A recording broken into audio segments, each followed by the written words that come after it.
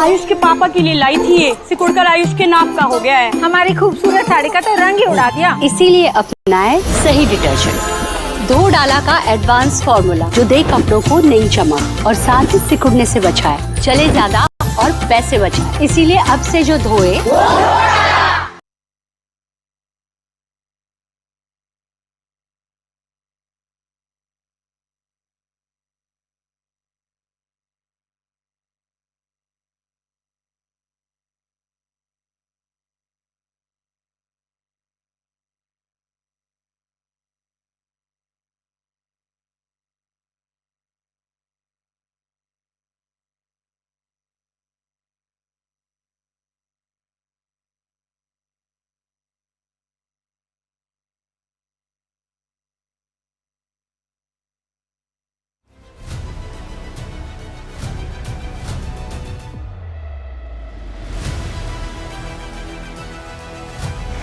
नमस्कार, बहुत स्वागत है आपका प्रतिशोध में। और प्रतिशोध में निश्चित रूप से आप में से हर कोई ये जानने के लिए बेताब है कि जो कुछ नेपाल में चल रहा है वो असल में किसके किए हुआ है, कौन है असल में इसके पीछे का खिलाड़ी जो सामने नहीं आया है, लेकिन वो डोरियां खींच रहा है उन लोगों की जो सामने दिखाई दे रहे हैं। साथ में ये भी आप जानना चाहते हैं कि क्या इसका असर हिंदुस्तान पर भी कहीं हो रहा है, अगर हो रहा है तो कितना, किस तरीके का, और भारत के पड़ोस में ये सब जो चल रहा है एक के बाद एक, इसका असर होने क्या वाला है दूरगामी, इसको हम समझेंगे। प्रतिशोध में हमारे साथ खास मेहमान जनरल सिन्हा मेरे साथ जुड़ चुके हैं, कैप्टन श्याम भी मेरे साथ यहाँ मौजूद हैं। बहुत स्वागत है सर, गुड इवनिंग, जय हिंद। आइए सबसे पहले आपको ये खबर दिखाता हूं, लेकिन पहले ये कि सीरिया में इजराइल का ताबड़तोड़ अटैक हुआ है। होम्स और लताकिया में सैन्य ठिकानों पर एयर स्ट्राइक हुई है। पलमायरा में हथियार और बारूदों के गोदामों पर हमला हुआ है। सीरिया के सैन्य ठिकानों को तबाह करने के मकसद से अटैक हुआ है। सीरिया के सैन्य ठिकानों को तबाह करने के मकसद से यह अटैक हुआ है। इजराइल एक साथ कितने सारे मोर्चों पर मुब्तला है ये भी यहाँ दिखाई दे रहा है, और ये भी दिखाई दे रहा है कि किस तरीके से हर जगह पर वो पूरी इंटेंसिटी के साथ अपना प्रतिशोध ले रहा है। जनरल सिन्हा, ये सीरिया में बीच बीच में वहां से खबरें आ रही हैं, हम लगातार देख रहे हैं कि वहां पर लगा, और आप वो कॉरिडोर के बारे में बताते रहते हैं कि क्यों ये इंपॉर्टेंट है जगह, यहाँ कितनी देर में क्या हम होते हुए इवेंचुअली देख सकते हैं? देखिए, सीरिया में तो पूरी परिस्थितियां बदल गई हैं। जब से आपने बशर असद की सरकार वहां से गई है, वहां से रशिया भी निकल गया है। नहीं, लताकिया वही जगह है जहां पर उनकी नेवल बेस हुआ करती थी कभी, और एयर बेस थी वहां पर, एयर और नेवल बेस नीचे उसके। देखिए, जो हो रहा है अभी टर्की से है। इससे टर्की ने काफी उनको मिसाइल सप्लाई की है। टर्की ने एयर डिफेंस, होम्स के अंदर में इनका बड़ा जखीरा था, उसको खत्म किया है, और वो बनने नहीं देंगे। जो टर्की की विभिन्न आप दमास्कस के एरिया में जो उन्होंने किया था उसको भी खत्म किया है। तो लड़ाई ये है आज के दिन में, पूरा का पूरा जो स्पेस हुआ है वो टर्की लेना चाहता है। यहां से तो निकल गए, अमेरिकन भी निकल गए यहां से। अमेरिकन का बेस वहां नहीं है, जो खास करके कुर्द के इलाके में था अमेरिकन बेस, वहां से चुपचाप बिना बोले निकल गए, इराक से निकल गए। अभी वो स्पेस को लेना चाहता है टर्की, और इजराइल उसको आने नहीं देगा। उनके टर्म्स एंड कंडीशन में आएगा तो करना, खास करके दमास्कस में आप ये देखिए, आप गोलान हाइट के इलाके में जो उन्होंने एक्सटेंड किया है बफर जोन को, और इससे उन जगहों पे के सैन्य का अड्डा है। जो लताकिया में क्या है, उन्होंने बैरक में मारा है, और बैरक में वो मारा है जहां पर उनकी जो सेनाएं हैं, खास करके जो अभी वहां रिजीम आई है, रिजीम चेंज तो हुआ है, वो अमेरिकन के मिलने से रिजीम चेंज हुआ है। अमेरिका का कहीं टैसिट सपोर्ट है टर्की के ऊपर में, और अरब का भी टर्की के ऊपर, मगर इजराइल नहीं चाहता इसको। तो ये जो संघर्ष है, और मैं एक चीज और जानना चाहता हूं, कैप्टन श्याम कहते हैं कि don't open all the fronts, एकदम से एक साथ सारे फ्रंट्स नहीं खोलना चाहिए। इजराइल के बारे में लागू नहीं होता।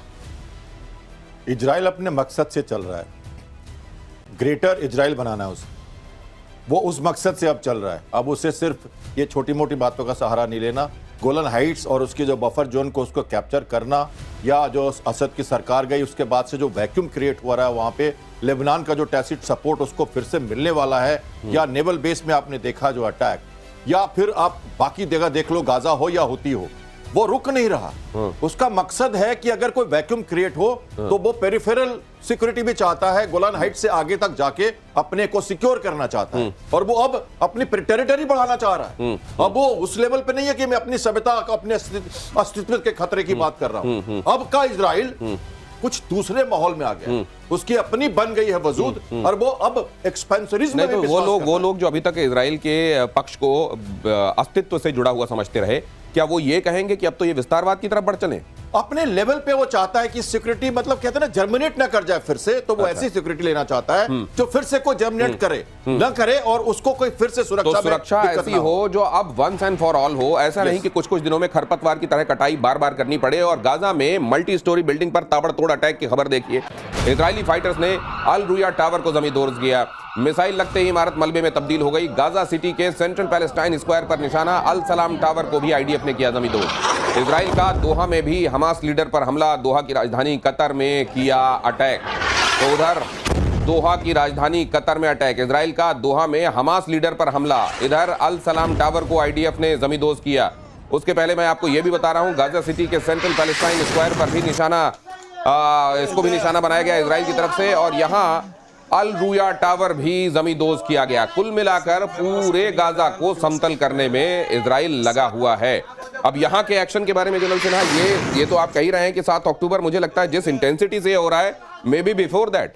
देखिए, और ये इंटेंसिटी बढ़ गई है। वो मान चुके थे कि यदि वो हथियार डाल देते हैं, हमास को बख्शने के लिए तैयार थे। मगर जैसे ही उसने जेरूसलम में कल किया, आपने कवर किया था इसको, जिस तरह से उन्होंने आत्मघाती हमला वहां हुआ है, उसके बाद तो इन्होंने ठान ली एक के एक बाद। और ये जो बिल्डिंग अभी गिराई है, देखिए इतने बड़े बड़े स्ट्रक्चर से जो गिर रहे हैं, ये कितनी बड़ी बिल्डिंग है, ताश के पत्ते के तरह गिर रहे हैं। तो ये अब यहाँ पर ठीक है, अब लेकिन इसके बाद अब ये इसका रिकंस्ट्रक्शन, इसको बसाना बनाना, ये भी एक बड़ा चैलेंज होगा आगे। यही तो है पैसा का गेम। बहुत सारे अरब के देश इसमें करना चाहते हैं, और यही चाहता है अमेरिका। यहीं से देखिए, ये चीजों को लेकर के वो तो स्टेट बनाना चाहता है, टूरिस्ट स्पॉट बनाना चाहता है। और ये जो इलाका है, गाजा पट्टी है, हिस्टोरिकली आप देखिए, अलेक्जेंडर ग्रेट से लेकर के आज तक की सब लोग इस पट्टी को चाहते हैं। और ये छोटी पट्टी है, 41/10 किलोमीटर का, मगर इतिहास के पन्ने में यदि इसको खंगालिएगा तो आपको इतनी जगह मिलेगी कि सारे जो भी हैं, जिस भी सदी के अंदर लोग हैं, इसको चाहते हैं। और आज वही दिख रहा है जो इजराइल कर रहा है। यहाँ का वॉलेटाइल हिस्ट्री रही है, क्या अब ये वॉलेटाइल हिस्ट्री हमेशा के लिए बदल जाएगी या वो अपनी जगह कायम रहेगी? देखिए, आज के पिछले 50 सालों में देखें तो लेबनान जो ईसाई धर्म से चेंज होकर वो जो आज की स्थिति में है, या इजराइल जो कहते हैं ना, अटलांटिक से मिडिल ईस्ट का एक झरोखा है, पायदान है, जहां से अमेरिका और यूरोपियन कंट्रीज झांकते हैं मिडिल ईस्ट पे। तो ये गाजा की पट्टी उसी जगह की बात हम करते हैं, जो इसलिए इंपॉर्टेंट है कि वहां से वो पूरे देश को झांकते हैं। अब तो देखो, मिडिल ईस्ट में हर जगह बेसिस बन गए हैं, लेकिन एक जमाना था जब यहां से वो शुरुआत होती थी। और इजराइल एक ऐसी जगह थी जहां से अमेरिका और यूरोपियंस अपने आप को समझते थे मिडिल ईस्ट में आने का एक जगह। और अब आप इलियट की तरफ देखो, जहां पे आप अटैक्स देख रहे हो, साउथ इजराइल में देख रहे हो, हूती चाह रहे हैं कि वो जो इजिप्ट के साथ उनका जो बॉर्डर है वहां अटैक्स कर रहे हैं, तो साउथ में तंग कर रहे हैं। और दूसरी बात मैं कहना चाहूंगा, मिलिट्री और पुलिसिंग दो रोल बन गई है आज के इजराइल। सर ये, लेकिन ये देखिए ना आप, ये जो हम तस्वीरें दिखा रहे हैं, बात कर रहा हूं मैं, ये हमास हो, हिजबुल्लाह हो, हूती हो, उनके लोग जहां मिलेंगे वहां टारगेट होगा। ये देखिए कतर में क्या हुआ है, ये तस्वीरें मैं आपके सामने रख रहा हूं। कतर में ये दोहा के भीतर देखिए किस तरीके से हमास के एक आतंकवादी को निशाना बनाया गया है। ये वहां की तस्वीरें दिखा रहा हूं मैं आपको। देखिए, यदि आप कतर की बात करते हैं तो सबसे ज्यादा किसी ने कतर ने हमास को सपोर्ट किया है तो कतर ने किया है। और इसलिए कतर में चुन चुन के इस्माइल हानिया भी तो वहीं रहता था, ये तो नहीं कहीं। लेकिन वो लोग तो ये कहते हैं सर कि हमको बातचीत करना है तो इन लोगों से भी संपर्क रखना पड़ेगा, तभी तो हम मिडिल मैन बन पाते हैं। कतर का इन्वॉल्वमेंट नेपाल में भी है, तराई रीजन में। आपको यह जानकर खुशी नहीं होगी, इस रीजन में एक है, वो कहते हैं गल्फ ऑफ मैक्सिको। कोई गल्फ ऑफ मैक्सिको नहीं है, गल्फ ऑफ थाईलैंड है, मगर मैक्सिको और गल्फ में कतर का नाम आता है। कतर ऐसा देश है जहां पर उसके हाथ पाकिस्तान के साथ भी हैं, ठीक है, भारत के साथ भी उसके अच्छे संबंध हैं, मगर वो गेम जो खेलता है पूरे देशों में, और कतर का सब यूज करते हैं, अमेरिका यूज करता है, अल जजीरा वहीं से चलता है। कतर को जहां भी मेडिटेट करने की जरूरत हो, बीच बचाव करने की जरूरत हो, वो कतार में आ जाता है। तो कतर का ये हमेशा से रहा है। और मैंने पुलिसिंग की बात की थी, मोसाद जाके मार रहा है, मिलिट्री एयर स्ट्राइक्स चल रही है, और जो रोबो की बात की थी आपने, गली गली में, क्योंकि एक तरह से पुलिसिंग की काम हो रही है। अब क्लींजिंग हो रहा है, अब जेरूसलम में, वेस्ट बैंक में, गाजा में क्लींजिंग भी हो रही है। लेकिन मैं ये समझना चाहता हूं सर कि इस तरीके में ये जो कतर ने अपनी एक खास वैल्यू बनाई हुई है, मीडिएशन वाली वैल्यू, मैं ये देखता हूं कि वो अफगानिस्तान वाले मामले में भी मीडिएशन के लिए पहुंच जाता है, वो मिडिल ईस्ट वाले मामलों में भी मीडिएशन के लिए। ये क्या तब होता है जब दोनों तरफ के लोगों से आप संपर्क में होते हैं? और अगर ऐसा होता है तो फिर वहां पर इनका पाया जाना, फिर ये क्या हमास को पनपाने वाले लोगों में माना जाएगा, या ये माना जाएगा कि कनेक्ट इसलिए रखते हैं ताकि मीडिएशन के समय बातचीत कर सके? बिचौलियों का इतिहास रहा है जिनेश जी। ये तो बिचौलिए हैं, ये तो एजेंट हैं। इनके पास पैसा है, इनके पास जगह है, इनके पास लग्जरी की सिचुएशंस है, प्लेस है, एनवायरमेंट है, वहां ये लोगों को जनरल सेना भी कुछ ऐड करना चाह रहे हैं। देखिए, यदि पर्शियन गल्फ में आप देखेंगे ना, सबसे बड़ा यूनाइटेड स्टेट्स का एयर बेस है वो कतर में। इसके अलावा कतर के अंदर में अल जजीरा वो अमेरिकन है, वो नहीं कि आप कहेंगे मिडिल ईस्ट को कवर। तो कतर ऐसा जगह है, और रशिया का भी इन्वॉल्वमेंट है यहाँ पर। कतर में तुर्की का भी इन्वॉल्वमेंट है। कतर ऐसा देश है कि वो कहते हैं तो मेडिएशन करता है, बिचौलिया उछलिया, मगर मेजर चीज है वो आपको एक सॉफ्ट पावर प्रोवाइड करता है कतर, जो अमेरिका को प्रोवाइड करता है। अमेरिका को पर्शियन गल्फ के अंदर में सबसे बड़ा उसका पिटलुगु है अमेरिका का, तो वो कतर है। और उसकी इन्वॉल्वमेंट पाकिस्तान में भी बहुत ज्यादा, मैं फिर आपको बताता हूँ, नेपाल के अंदर में तराई रीजन में बहुत ज्यादा है। तो इसका मतलब यह है, जनरल सिन्हा ये कह रहे हैं कि वो देश पहचान लीजिए जो दुनिया भर में गड़बड़ियां फैलाता है, फिर वो देश भी पहचान लीजिए जो उसी देश की शह पर दुनिया भर की गड़बड़ियों के लिए मीडिएशन का काम करता है। शायद आप ये कहने वाले हैं, लेकिन उससे पहले हूती विद्रोहियों का बड़ा दावा, इजराइल के 2 एयरपोर्ट पर ड्रोन अटैक का दावा, बेन गुरियन रेमन एयरपोर्ट पर हमला, डेमोना के संवेदनशील ठिकानों पर भी हमला, अटैक के बाद आसमान में IDF हेलीकॉप्टर्स की मूवमेंट। अब ये बेन गुरियन का नाम तो हर दिन आप थ्रेट परसेप्शन के हिसाब से सुनते रहते हैं, लेकिन आप ये भी जान लीजिए कि बेन गुरियन का ये तमाम हमले बाल भी बांका नहीं कर पाते हैं। ये बात और है कि उसको हमेशा टारगेट करने की कोशिश की जाती है, और रेमन एयरपोर्ट को भी यहां टारगेट करने की कोशिश की गई है। हूती विद्रोही लगातार, और हूती विद्रोहियों के चक्कर में आप देख रहे हैं कि वहां इजराइल का पलटवार जो है वो अपनी क्रोधाग्नि में न जाने कितनों को खाक कर रहा है। अब यहां पर मैं एक एक करके उन फ्रंट्स, तमाम फ्रंट्स की बात कर रहा हूं जहां पर इजराइल इन दिनों अपने दुश्मनों से निपट रहा है, और उनमें से एक फ्रंट ये भी हूती विद्रोहियों के साथ लड़ाई, और हूती विद्रोहियों की भी हिमाकतें लगातार जारी। मैं ये जानना चाहता हूं, इजराइल ने तो हमेशा अपना एग्रेसिव फ्रंट अपने सुरक्षा के लिए सामने रखा है, लेकिन ये हूती को इतना सपोर्ट कैसे मिलता जा रहा है कि इतना सस्टेन कर पा रहा है इजराइल के खिलाफ? देखिए, हूती का क्या है, वो आपका ऑप्टिक में ज्यादा 63 मिसाइल्स अभी तक आए हैं। ये 15 नवंबर 2023 से ये कर रहा है कार्रवाई, और 16 ड्रोन भेजे हैं। और देखिए, एक ड्रोन भेज दिया, एक हो गया, बलगुरियन आप एयरपोर्ट की बार बार बात करते हैं, मगर उसको मार गिराया जाता है। देखिए, वो खास करके बहुत इफेक्टिव है रेड सी के ऊपर, आपने बल अल मंडेब के ऊपर में जितना ज्यादा वो इफेक्टिव है, मगर उनके प्रधानमंत्री पूरे के पूरे उनके जो लीडरशिप है उसको मार रहा है, और बहुत इफेक्टिव। और हमास भी घुसा हुआ है अंदर, कोई हमास की बात नहीं करता कि ये कैसे हूती के अंदर जाके क्या ऑपरेट कर रहे हैं। वॉल स्क्रीन पे जो आप देख रहे हैं हेलीकॉप्टर्स का, इसको भी समझिए। जी जी बताइए, क्या देख रहे हैं आप? ये देखिए ड्रोन को अटैक करने का तरीका देखिए कैसे। आप कहते हैं ना बड़ा टारगेट है ड्रोन, छोटे छोटे ड्रोन होते हैं, आप मिसाइल्स का अपना बर्बाद ना करो उनको, तो ये अटैक करके एक तरह से डिटरेंस देते हैं उनको, ताकि वो वहां पे अटैक ना कर सके। अब ये हेलीकॉप्टर से भी चेज होकर ड्रोन्स को मारा जा रहा है, तो अटैक हेलीकॉप्टर्स का रोल बन रहा है नए वॉरफेयर में। ये हमें दिखाया जा रहा है कि हेलीकॉप्टर्स, इसलिए बार बार वो कह रहे हैं IDF हेलीकॉप्टर से चेज कर रहे हैं उनको, मतलब अब आ गए, घुस गए, और हमने अपने आने दिया उनको, क्योंकि हम अपने जो एयर डिफेंस है उसको बर्बाद नहीं करना चाहते। हमारे पास कई लेयर्स के डिफेंस है, उनमें से सबको हम घेरते हुए यहाँ तक ले आ रहे हैं, और ये इक्के दुक्के अगर आ भी गए तो ये लास्ट अटेम्प्ट है हमारा हेलीकॉप्टर से उनको डिस्ट्रॉय करने का। तो काउंटर मेजर है ड्रोन्स के अगेंस्ट में जो आप दिखा रहे हैं। लेकिन सर, जब ये काउंटर मेजर है और ड्रोन्स के अगेंस्ट आप अपने पायलट्स को भेज रहे हैं, आपके पायलट्स इसको ऑपरेट कर रहे हैं, लेकिन वो एयर टू एयर फायर नहीं करते मिसाइल्स, ये ड्रोन लॉटरिंग मिशंस के साथ आ रहे हैं, एयर टू सरफेस टारगेट्स के साथ आ रहे हैं। ये एयर टू एयर फायर नहीं कर सकते, इनका रोल अलग है, इसलिए उनके अगेंस्ट जाया जा रहा है। और जैसे ड्रोन वैसा अटैक, जैसा ड्रोन जैसी थ्रेट वैसा ही उसका काउंटर। और नेपाल में जेन जी के दबाव में राष्ट्रपति। अब नेपाल में क्या चल रहा है वो देखिए जरा। प्रधानमंत्री का इस्तीफा, आमी ने PM ओली को घर से सुरक्षित निकाला। प्रदर्शनकारियों ने संसद को किया आग के हवाले। नेपाली कांग्रेस के दफ्तर समेत कई मंत्रियों के घर को फूंका।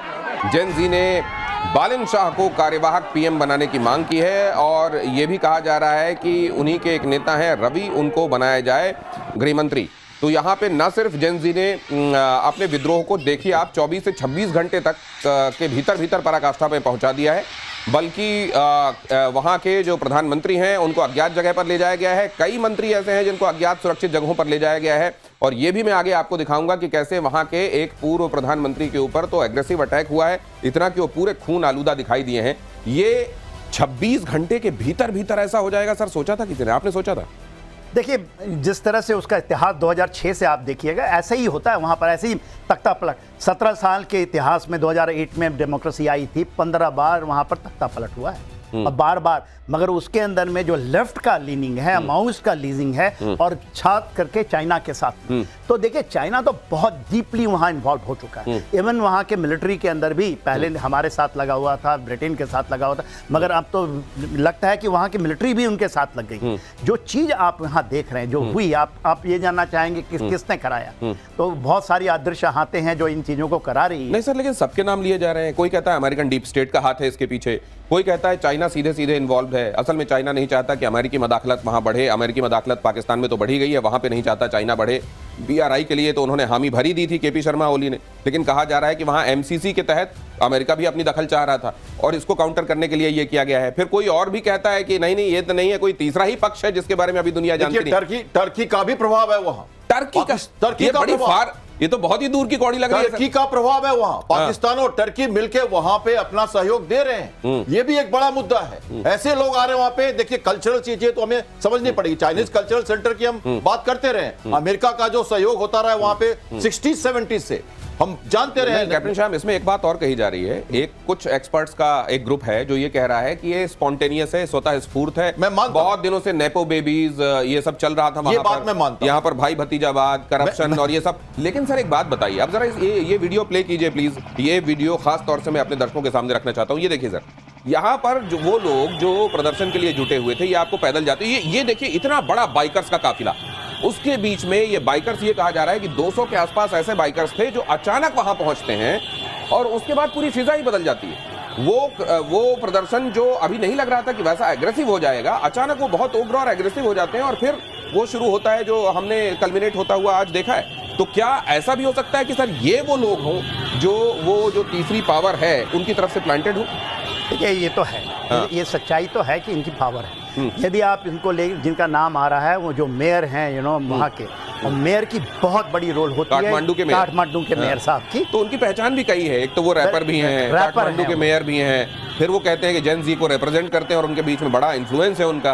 वो 35 साल के हैं। ये आपको सरप्राइज होगा, 35 साल के हैं, बड़े रैपर हैं और वो इंडिपेंडेंट है, किसी पार्टी से बिलोंग नहीं करते हैं। वो इंडिपेंडेंटली चुन कर आए हैं 2022 में। और उनके ऊपर बहुत बड़ा एक आरोप ये है कि उन्होंने वहां के वेंडर्स को किस तरह से मारा था और किस तरह से उनके ऊपर केसेस भी चल रहे हैं। मगर वो उनकी छवि इतनी सही नहीं है जितना कि आपके राष्ट्र जो स्वतंत्र पार्टी के जो रवि की आपने बात की है, वो एक परिपक्व हैं। आपके आपकी तरह ही वो मीडिया के एक मैनेजिंग डायरेक्टर रहे हैं और उनकी ये जो पार्टी आई है राष्ट्र, वो पार्टी 1950 की है। 2006 में बहुत बड़ी उनकी भूमिका थी, मगर वो कहीं बैकफुट पे चले गए थे। उनका जो मेन एम है कि नेपाल जो एक हिंदू राष्ट्र था वो हिंदू राष्ट्र हो, वहां पर वो अगेंस्ट लेफ्टिस्ट हैं। जो ये है ना जो चाइना गेम खेलता है, तो शायद उनको तो ना बने, बिकॉज उनको इसलिए जेल में डाला था। KP शर्मा ओली ने, वो जेल से कल निकले, तो ये आज निकले, आज या कल निकले। ये स्पॉन्टेनियस था, लेकिन इस स्पॉन्टेनियस होने की स्टीयरिंग बाद में किसी ने पकड़ ली और इसको अपने हिसाब से स्टीयर कर दिया। या असल में ये राजशाही लोग हैं जो राजशाही के चले जाने के बाद, वहां डेमोक्रेसी आने के बाद, कथित डेमोक्रेसी आने के बाद वो इससे प्रसन्न नहीं थे और वापस राजशाही की तरफ इस दिशा मोड़ना चाहते हैं। या वाकई चाइना और अमेरिका यहां गेम कर रहे हैं, क्या है सर? देखिए आपकी ये बात मैं मानता हूं और ये इससे मैं सहमत भी हूं कि ये चल रहा था, गुगवाहट चल रही थी। देखिए क्या तो एग्रीकल्चर का प्रॉब्लम हो, देखिए एग्रीकल्चर मिनिस्टर ने रिजाइन किया उनके, ड्रॉट के बाद फ्लडिंग, उनकी जो व्यवस्था है, आर्थिक स्थिति ये खराब हो रही थी।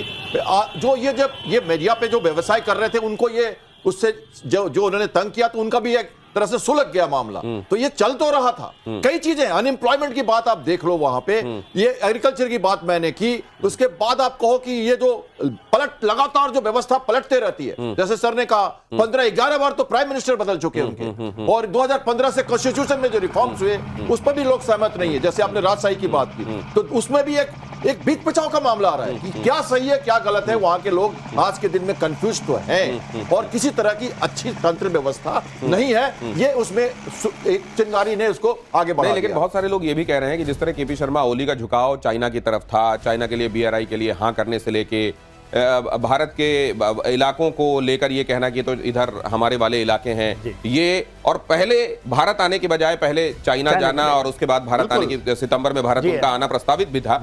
तो क्या परेड में शामिल होना, क्या वहां का एक बड़ा धड़ा ये देख रहा था कि हमारा जो प्रधानमंत्री है लगातार लीन कर रहा है चाइना की तरफ और उनको ये बात सुहा नहीं रही थी? देखिए क्या हुआ है, स्पेशली जब 3 सितंबर में ये गए थे ओली साहब और काफ़ी लंबे समय से रह के वहाँ से लौटे, तेनामन स्क्वायर के अंदर में भी वो लेकर के कुछ लौटे हैं कि आपको सप्रेस, क्योंकि ये 3 महीने से चल रहा है ये सिमरिंग आज नहीं आ गया है, तो ये तो रीड तो कर ही रहे थे वो लोग, और चाइनीज बहुत अच्छी तरह रीड करते हैं इन चीज़ों को। तो उन्होंने ये भेज के बोला था कि जाते ही आप बैन कीजिए, वहाँ आकर के बैन किया, पहले नहीं बैन किया है। ये तो दिसंबर से पहले पिछले साल आया था सुप्रीम कोर्ट का कि हाँ आप रजिस्ट्रेशन करें, ये करें, वो करें, तो इन्होंने मुद्दा उठाया, 26 ऐप्स को बैन कर दिया और चाइना के एक भी बैन को नहीं किया है। आपने बीआरआई का अभी मान के आए कि बीआरआई करेंगे, तो देखिए कोई ना कोई ऐसी शक्ति है जो इनके अगेंस्ट में है। और मैं फिर से आपको बताता हूँ, ये 3-3.5 महीने से इसलिए उन्होंने दूसरी थ्योरी है सर कि मिलेनियम चेंज कॉर्पोरेशन अमेरिका इसके जरिए जो वहां पे घुसपैठ बना रहा है, वो असल में चाह रहा था कि चाइना का जितना भी अभी तक यहाँ ग्राउंड बन चुका है उसको हटाया जाए, और इसलिए ऐसा किया गया है। तो क्या पुख्ता तौर पर कुछ कहा जा सकता है या ये तमाम प्लेयर्स हैं, इनमें से कोई भी हो सकता है, ये वाली बात है? फिलहाल ये भी आपसे समझूंगा, लेकिन कैप्टन शाह मुझे बहुत अच्छे से याद है आपने तियानजिन को लेकर ये बहुत अच्छे से कह दिया था कि नेपाल की वहां मौजूदगी बहुत कुछ बता रही है। आगे खबर देखिए कि पाकिस्तान की सरकारी ऑडिट में बड़ा खुलासा हुआ है, गरीबों के हिस्से के पैसे पर मुनीर की फौज का डाका। गरीबों के हिस्से के पैसे पर मुनीर की फौज ने डाका मारा, जनता की दवा के पैसों से हथियार खरीदे गए, बच्चों की किताब के पैसों का हथियार में इस्तेमाल। आप बताइए, बच्चों की दवा, बच्चों की किताबें, बीमारों की दवा, बच्चों की किताबें, इसके जो पैसे हैं उससे मुनीर हथियार खरीद रहे हैं। मुनीर ने खुद को प्रमोट करके फील्ड मार्शल बना लिया है, वहां की जनता त्राही त्राही कर रही है। अलग अलग हिस्से हैं जो वो सुलग रहे हैं, वो खैबर पख्तूनवा हो, वो बलूचिस्तान हो, वहां की आम जनता के लिए फटेहाली अब नई पराकाष्ठा की तरफ पहुंच रही है।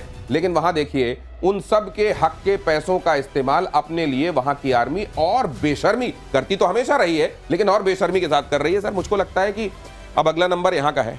देखिए 7.62 बजट लाना, $1 बिलियन की बजट है, 8 सबमरीन ले लेना, जिसका जो लिया है उन्होंने वो सबमरीन का दाम ही $5 बिलियन तो देना है ना उनको, 60 बिलियन का उन्होंने। तो सर भीख के पैसे हैं, चाहे जहां डाल दें, लेकिन भीख के पैसों से कम अपनी आवाम को खाना खिलाते, अपनी आवाम को दवाई देते, अपनी आवाम को किताबें देते, तो शायद ये भीख वाले दिन कभी खत्म होते। 36% बिलो भूखे हैं, नंगे हैं बेचारे, गुर्बत में है 36%। 25 करोड़ की आबादी, आप गिन लीजिए 36% कितना होता है। गुर्बत में एक वक्त का रोटी नहीं मिल रहा है, मगर आप खरीदिएगा सबमरीन, आप खरीदेगा J-17, आप खरीदिएगा न्यूक्लियर। ये न्यूक्लियर बोल रहे हैं ना कि हमारे पास 170 था, हम बढ़ाकर 300 कर देंगे। तो ये वही नहीं रुक रहे। ये बेनजीर जो सहयोग संस्था जो बनाई है इन्होंने, जिसमें वो पैसा जाना चाहिए गरीबों को, जो सरकारी संस्था बनाई गई है, डायरेक्ट बैंक में जाना चाहिए, वो ये उससे पेंशन दे रहे हैं लोगों को, बताइए, अधिकारियों पर ट्रीटमेंट दे रहे हैं और अधिकारियों को मदद कर रहे हैं, और वो लग्जरी में रह रहे हैं। इस बात का ज्यादा जरूरत है समझने की कि कोई भी नहीं। सर कल किसी ने बड़ी अच्छी विवेचना की, मुझे कोई बाहर आपका जो शो देखते हैं वो कोई एक साहब मिले, उन्होंने कहा कि बजरी वाले ट्रक की जो तुलना करते हैं और मर्सिडीज भारत को बोलते हैं, असल में वहां के आर्मी के लोगों के पास में ही जगुआर और मर्सिडीज है, और वो ये लोगों के दिमाग से भटकाने के लिए खुद को पोर्ट्रे कर रहे हैं, खुद का प्रोजेक्शन कर रहे हैं कि बजरी वाले ट्रक हैं हम। असल में तो मर्सिडीज वहां के आर्मी वाले लोगों के पास होती है। जमीनें, मर्सिडीज, किसी भी तरह की लग्जरी अगर वहां होती है तो केवल आर्मी वालों के पास होती है। बाकी ये बता ही रहे थे सर कि 25 करोड़ में अगर आप समझ लीजिए तो 8 करोड़ 9 करोड़ के आसपास ऐसे लोग हैं जो एकदम गरीबी रेखा के नीचे इतनी बुरी तरह पिस रहे हैं कि उनके पास न तो उनके तन पर कपड़े हैं, न उनके पेट में जाने के लिए एक निवाला। और अगली खबर यह है कि जेल में बंद इमरान खान के खिलाफ साजिश, जेल में इमरान की हत्या की साजिश का दावा। इमरान समर्थकों का मुनीर की टीम पर आरोप, इमरान को दिया जा सकता है स्लो पॉइजन, मौत के बाद बीमारी को बताया जा सकता है वजह। कई बार ऐसा कहा गया, दुनिया में कई मौतें ऐसी हुई जिन पर यह आरोप लगता है कि या तो पॉइजन दिया गया या स्लो पॉइजन दिया गया और बाद में मौत का पता ही नहीं चला। और कई पॉइजन तो ऐसे होते हैं जो पोस्टमार्टम में, ऑटोप्सी में डिटेक्ट भी नहीं होते हैं, पता भी नहीं चलता, उनकी हाफ लाइफ इतनी कम होती है कि वो अपना काम करते हैं और उसके बाद तो कुछ पता ही नहीं चलता, लगता है नेचुरल डेथ हुई है, शायद ये जो है हार्ट अटैक हुआ होगा। क्या इस थ्योरी में दम है, या जिस तरीके से मुनीर पेश आ रहे हैं उसमें इस तरह की थ्योरी क्वाइन की जा सकती है, इसलिए की जा रही है? देखिए, इमरान लगातार अपने जेल से लगातार अपना वक्तव्य देते रहते हैं। वो कह रहे हैं कि मुनीर एक तरह से पूरी तरह से पाकिस्तान को, ये तो उन्होंने तो इनकी तुलना यहिया खां से कर दी है। उन्होंने कह दिया है कि ये ऑपरेशन कर रहे हैं लोगों का, और शहबाज शरीफ जो एक तरह से मोहरा है, वो तो उनका बनाया हुआ शासन है। सो मुझे डर है कि मैं धीरे धीरे खत्म हो जाऊंगा। वो अपनी पत्नी के साथ उन कह रहे हैं कि मुझे सॉलिटरी कन्फाइनमेंट में रखा गया है, मुझे किसी तरह की सुविधा नहीं मिली। उनकी बहन को अभी अंडों से मारा गया था, हमने 2 दिन पहले सुना जेल के बाहर जब वो कह रही थी, तो उनको लगता है कि उन्हें धीरे धीरे खत्म कर दिया जाए। सबसे बड़ी पार्टी है एक, आपने सुना होगा जब ऑपरेशन सिंदूर के टाइम में जब रक्षा मंत्री से पूछा गया था कि क्या सुरक्षा है आपके इतने सीनियर लीडर की जो जेल में है, उन्होंने कहा तो खुद ही बंकर में, अगर कोई ड्रोन गिर जाए तो हम क्या करें। तो ये बात हमने उस समय बात की थी इस बारे में। नहीं, लेकिन सर अब सवाल ये है कि क्या वाकई इमरान खान को मारने तक के संदर्भ में कंस्पायर किया जा सकता? वैसे जिस तरह के हालात पाकिस्तान में, मुझको बहुत ऐसा कुछ नहीं लग रहा है कि ऐसा नहीं हो सकता, लेकिन इसकी प्रोबेबिलिटी आपको क्या नजर आती है? बहुत ज्यादा है। उनके पैर में गोली मारी थी, वो जा रहे थे जब आपने कालफरा से तो ऊपर से पैर में गोली मारी थी, ये दिखाने के लिए कि तुम मत करो, यहीं अटक जाओ, तुम्हारे लिए सेफ है, जेल सेफ है, जेल में आराम करो। मगर देखिए वहां पर कोर कमांडर के घर पे 9 मई की घटना याद कीजिए, आज तक किसी ने नहीं किया, क्योंकि वो चहेते लीडर हैं। ये तो मान के चलिए ना, भले जैसे हो, वो भी एक पैरेट में खड़े होकर कश्मीर की राग लापते थे, मगर आज के दिन में सबसे चहेते लीडर तो मुझे लगता है सर एक चीज जरूर शाहिद अफरीदी ने सीखी है। इमरान खान के बारे में, वो क्रिकेटर थे, क्रिकेट की वजह से इस ऊंचाई पर पहुंचे, क्योंकि आवाम वहां पर भी क्रिकेट को बहुत प्यार करती है, लेकिन वो चले गए आर्मी के खिलाफ। शाहिद अफरीदी आप ज्यादातर मौकों पर देखेंगे भारत के खिलाफ स्टेटमेंट तो देते हैं, लेकिन आर्मी फटीग में दिखाई देते हैं। शायद उन्होंने ये बात सीखी है कि मुझको इमरान खान की तरह क्रिकेटर होकर वहां तक तो पहुंचना है, लेकिन साथ में ये गलती नहीं करनी। बुशरा बीबी वाला भी सीखा है उन्होंने कि बुशरा बीबी से नहीं है क्या आप ले आइए, बुशरा बीबी ही जो पढ़े थे जो है उसके बुशरा बीबी के कारण ही उन्होंने पढ़े थे। चार्जेस हैं इनके पास, इस चार्जेस पे भी है अंदर, वो राइट, लैंड के चार्जेस हैं, ग्राफ्ट के चार्जेस हैं, बीबी का भी चार्जेस है। ये खनिज को लेकर पाकिस्तान से अमेरिका की डील के संदर्भ में खबर देखिए, United states strategic metals company का $50 करोड़ का निवेश। डील के तहत पाकिस्तान में पॉलीमेटलिक रिफाइनरी बनाएगा अमेरिका। शहबाज का दावा, पाकिस्तान के पास खरबों डॉलर्स के खनिज भंडार हैं। विदेशी निवेश से पाकिस्तान कंगाली और विदेशी कर्जों से उबर जाएगा। ये जब फॉरेन इन्वेस्टमेंट होगा अमेरिका का, तो पाकिस्तान के अच्छे दिन आ जाएंगे, ये कहा जा रहा है। लेकिन अब आप देखिए, वहां पर चाइना का इन्वेस्टमेंट हो या फिर अमेरिका का इन्वेस्टमेंट हो, वहां पहले तो यह है कि हाँ, ये बात सही है कि बलूचिस्तान एक ऐसा इलाका है जहां बहुत सारे रेयर अर्थ मेटल हैं, बहुत सारी खनिज संपदा है, लेकिन क्या वहां के लोग इस तरीके से इनको दोनों हाथों से लूटने देंगे? जाहिर है ये बात जो चल रही है शायद पेपर्स पर रहेगी, जैसे इसको अमल में लाया जाएगा वहां विस्फोट होने लगेंगे। देखिए, जब सबसे कहां बोल रहे हैं, कहां हैं, मुंगेरी लाल के सपने बड़े अच्छे अच्छे होते हैं। बलूचिस्तान का इलाका बोलते हैं, सदर्न सिंध का इलाका है, ईस्टर्न पंजाब का इलाका है, नॉर्थ वेस्ट खैबर पख्तूनख्वा, यहां पर बोलते हैं ये चीजें। और आपको सब पता है ये सारा डिस्टर्ब्ड इलाका है।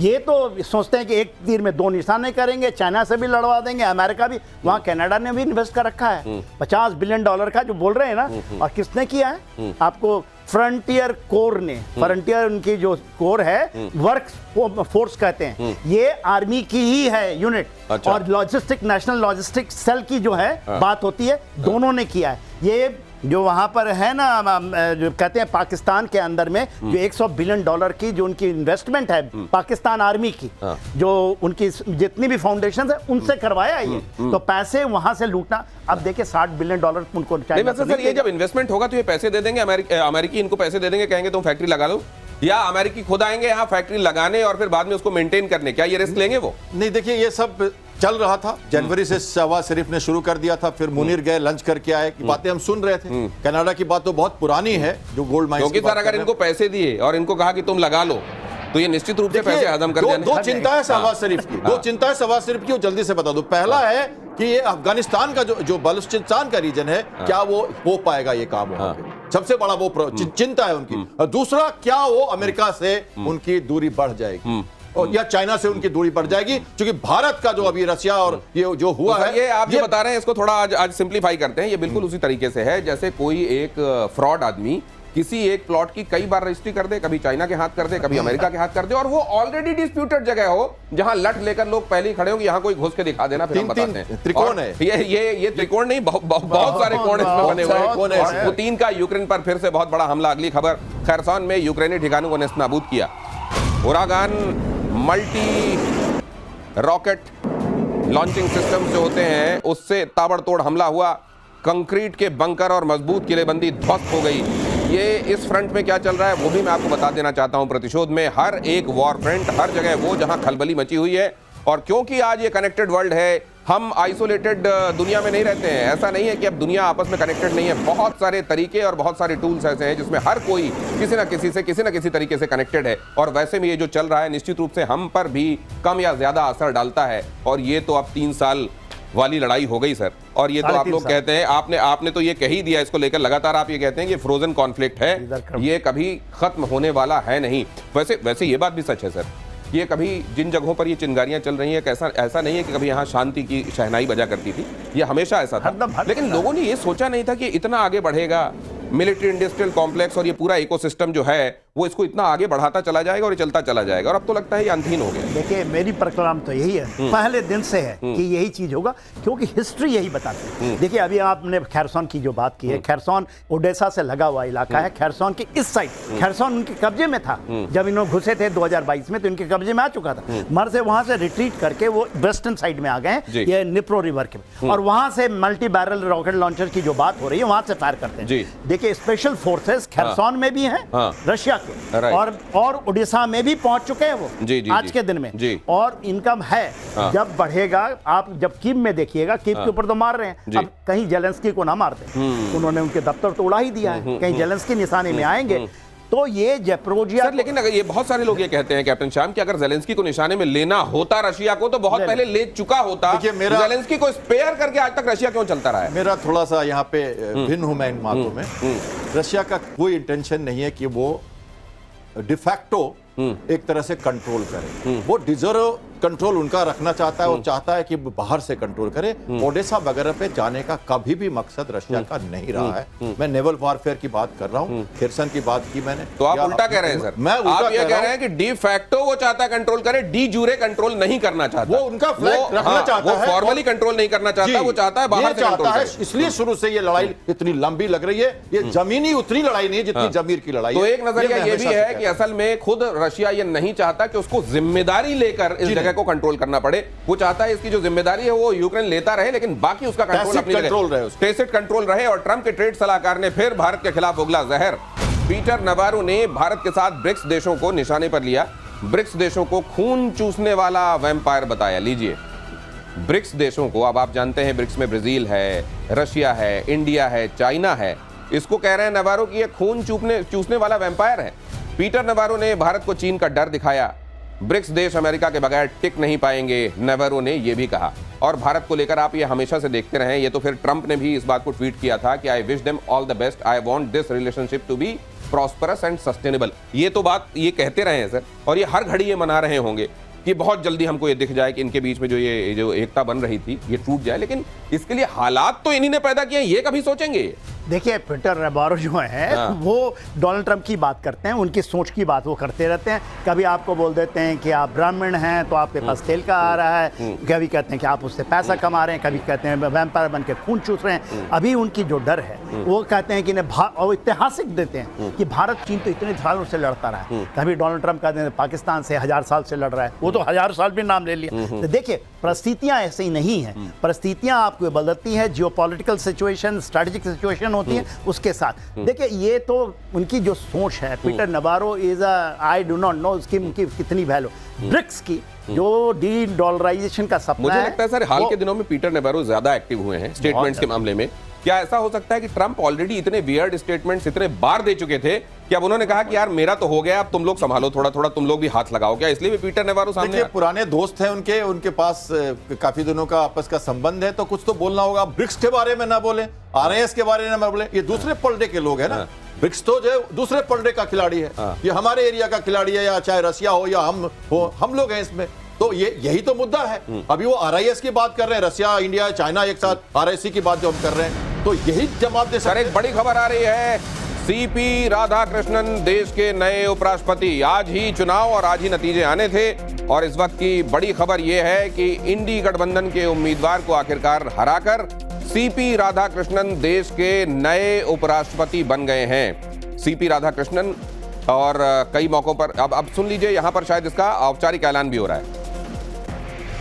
राधाकृष्णन को अपेक्षित कोटे से अधिक वरीयता के मत प्राप्त हुए, इसलिए राष्ट्रपतीय और उपराष्ट्रपतीय निर्वाचन नियम 1974 के नियम 35 के साथ पठित राष्ट्रपतीय और उपराष्ट्रपतीय निर्वाचन अधिनियम 1952 की धारा 11 के अंतर्विष्ट उपबंधों के अनुसरण में मैं पीसी मोदी उपराष्ट्रपतीय निर्वाचन 2025 के निर्वाचन अधिकारी एतद द्वारा घोषित करता हूं कि श्री सीपी राधाकृष्णन भारत के उपराष्ट्रपति के पद पर विधिवत निर्वाचित हुए हैं।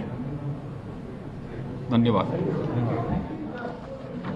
सीपी राधाकृष्णन उपराष्ट्रपति के पद पर विधिवत निर्वाचित हुए हैं कि प्रक्रिया के संदर्भ में भी यहां पर जानकारी दी गई। और अब देश को नया उपराष्ट्रपति जगदीप धनखड़ के इस पद से खुद को स्वास्थ्य कारणों का हवाला देते हुए हटाने के बाद उन्होंने इस्तीफा दिया था और अब उसके बाद ये चुनाव हुए और चुनाव में इंडी ने अपना उम्मीदवार भी सुदर्शन रेड्डी के तौर पर उतारा, लेकिन उनको हराते हुए यहां सीपी राधाकृष्णन के तौर पर देश के नए उपराष्ट्रपति अभी आपने देखा कि इसका औपचारिक ऐलान भी किया गया। और प्रतिशोध में अगली खबर यह है कि यूनाइटेड स्टेट्स वित्त मंत्री का भारत विरोधी बयान सामने आया है। यूरोप के देशों को उकसा रहे हैं यूनाइटेड स्टेट्स के वित्त मंत्री। यूरोपीय देशों से भारत पर प्रतिबंध लगाने की मांग की जा रही है। बोले रूस से तेल खरीदने पर भारत पर प्रतिबंध लगाना चाहिए। ट्रंप प्रशासन के वित्त मंत्री स्कॉट बेंसेट का यह बयान, जो रूस से तेल खरीद रहे हैं उन पर प्रतिबंध जरूरी है। और अब ये यूरोपीय देशों को भी कहा जा रहा है कि तुम अपना बर्ताव बदल लो भारत की तरफ। देखिए दिनेश, बहुतों को उनको भड़काया, सबको भड़काया। ऐसा नहीं कि जो ये कह रहे हैं बेक्स साहब, वो कह रहे हैं कि आप देख, यूरोपियन यूनियन तो आपके साथ फ्री ट्रेड करना चाहता है। ये तो खबर आ गई वहां के, हमसे आप फ्री ट्रेड करेंगे तो फ्री ट्रेड हम करें। उनको कहता है कि आप इन पर प्रतिबंध लगाओ, भारत पे प्रतिबंध लगाओ। ये है उनकी स्टेटमेंट। भारत पे आप ये नहीं करो ट्रेड कर लो, फ्री ट्रेड कर लो, प्रतिबंध लगा दो। किस चीज की प्रतिबंध लगाएंगे वो हमारे ऊपर बताइए। प्रतिबंध किस पे लगता है? सैंक्शन लगा दो, यही बात है ना जो बोलते थे। नहीं, लेकिन तो वॉक द टॉक तो करना पड़ेगा ना यूरोपियन यूनियंस को। उनको तेल बंद करना पड़ेगा, खुद एनर्जी खरीदनी बंद करनी पड़ेगी, उनको करना पड़ेगा। तो let them walk the talk first. ऐसे कैसे बोल सकते हो आप? नहीं, तो दोहरी नीति नहीं। मेरे ख्याल से उनके कहने का मतलब यह है कि तुम खरीदते रहो, लेकिन भारत की तरफ अपना नजरिया और रवैया ये तो चलेगा नहीं, ये तो चलेगा नहीं। हाँ, लेकिन ये जो कहा जा रहा है सर, ये तो ब्रेजनली उन भावनाओं का इजहार किया जा रहा है जिसके दुनिया में सब्सक्राइबर नहीं है, लेकिन उनके दिमाग में पीटर नवारो हो या वहां के वित्त मंत्री हो। क्या इसके टेकर्स नहीं होने के बावजूद ये इंपोज करते रहेंगे और इसका कोई असर भी दिखाई देगा? देखिए, असर तो ये दिख रहा है कि इसका जो यूरोपियन यूनियन का चेयरमैनशिप आ रहा है जर्मनी के पास, और जर्मनी के वित्त मंत्री यहाँ आए थे और जर्मनी के वित्त मंत्री आए 50 बिलियन, बोले कि 100 बिलियन हम कर लेंगे। और देखिए हमारी तरफ से जो और कहते हैं फ्री ट्रेड भी करेंगे। तो यूरोपियन यूनियन का जो चेयरमैन बन रहा है वो आपके साथ में आ रहा है। ये जो ये बोलते कि उनकी कोई भी बोलते हैं ना कि आपको देना ही नहीं चाहिए, की सबमरीन डील लेनी है उनको हमसे। सवाल ये है कि आपकी जुबान और आपके कहे हुए की कीमत होनी चाहिए, उसका वजन होना चाहिए। अब ये देखिए कि कहा तो बहुत कुछ जा रहा है, अमेरिका में बहुत सारे पदाधिकारी हैं, लेकिन उसका असर क्या हो रहा है दुनिया भर में। बहुत धन्यवाद करता हूं प्रतिशोध में आप दोनों पधारे, आपने ये एनालिसिस हमारे दर्शकों तक पहुंचाया। Thank you so much.